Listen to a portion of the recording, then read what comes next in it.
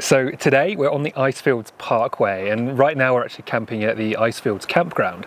It's this beautiful little secluded campground kind of halfway up the Icefields Parkway, and it's a first come first serve tent only basis, so we've been lucky and managed to find a really good spot today. But the plan for tomorrow morning is to actually hike a peak kind of just over the road here, and we're going to do that for sunrise, and hopefully we're going to get really good kind of views of a lot of the glaciers around and some really good photography. But at the moment there is a little bit of fire smoke in the sky, but we're hoping that maybe overnight that will kind of clear up a little bit and we will get really lucky. So we're up at 3 AM, but for the meantime we're going to get settled in, make a fire and have some beers. Yeah.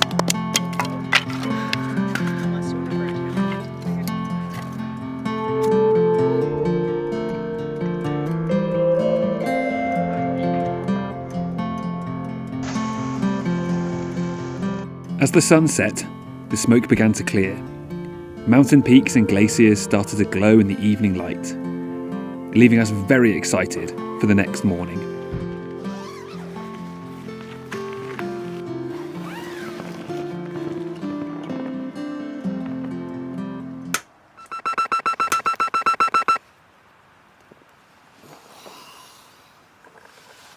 By far the worst part of camping is getting out of the tent on a chilly morning.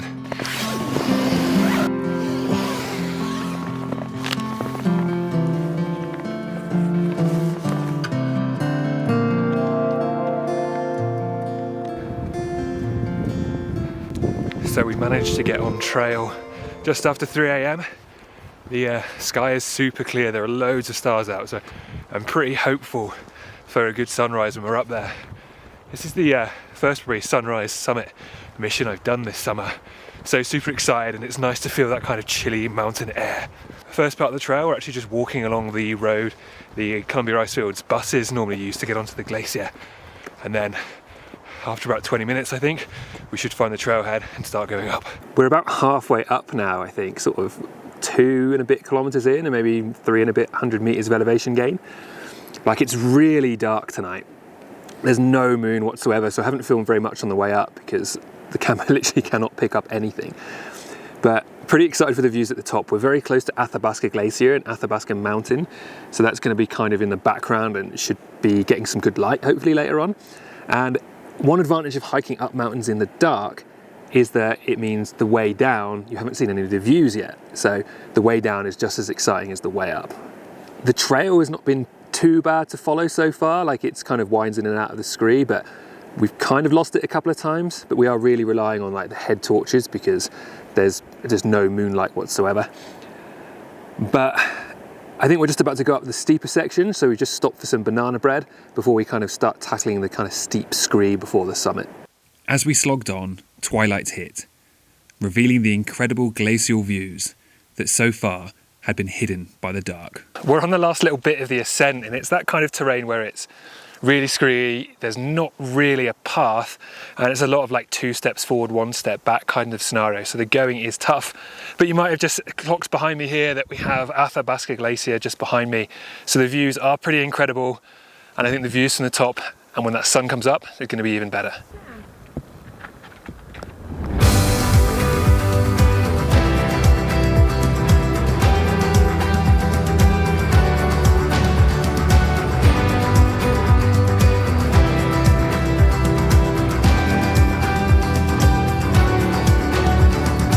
We've only gone and bloody made it.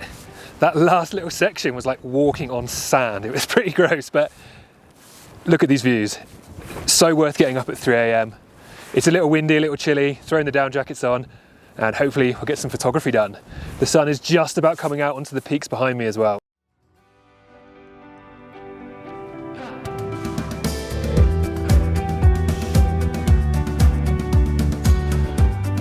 The sun's just popped up over the mountain over here, and there's so much good light. Like, honestly, at this point it's pretty hard to take a bad picture, but as usual I'm panicking a little bit because I feel like I want to film stuff, I want to take pictures, and you're only going to get like a little bit of time in the Rockies. The sunrises and sunsets don't last very long, so you've really got to try and make the most of it. So I'm going to run around a bit, grab a bunch of shots. Brooks down here on this little rock edge, which is just amazing kind of background behind there, I might get a couple shots of myself in this bright yellow jacket there, and I'm just going to shoot a bunch as well, I think.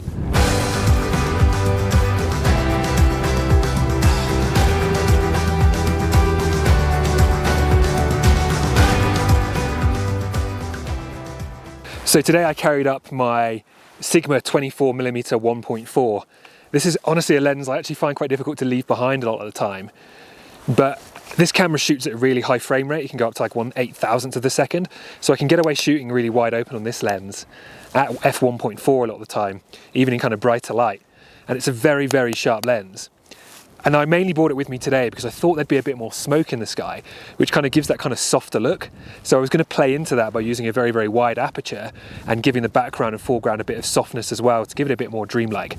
But I really like that look, to be honest. So I'm probably going to go and try this lens out on a couple of shots of myself just over here, just to get that depth of field.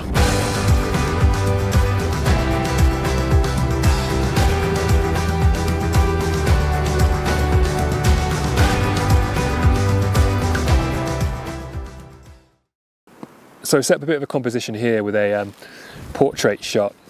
I think I'm going to stand about here on this kind of bit of light. But you can see here what I've tried to do is have this leading line coming in from the bottom left-hand corner, snakes around, goes all the way up, and actually follows up, leads the eye all the way through the image to the top of the peak. So yeah, let's see how that looks.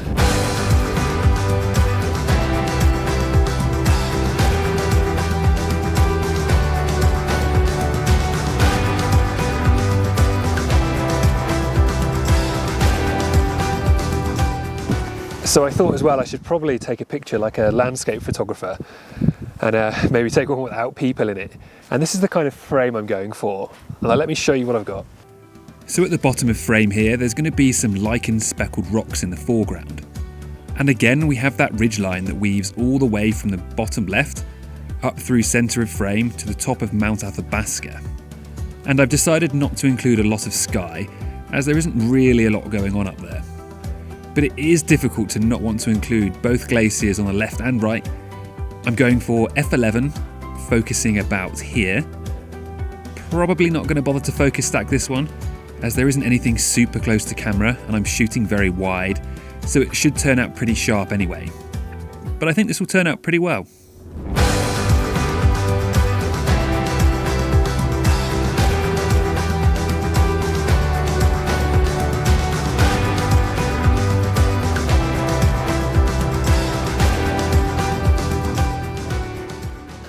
So I think that's it. I think we've had the best light from this morning.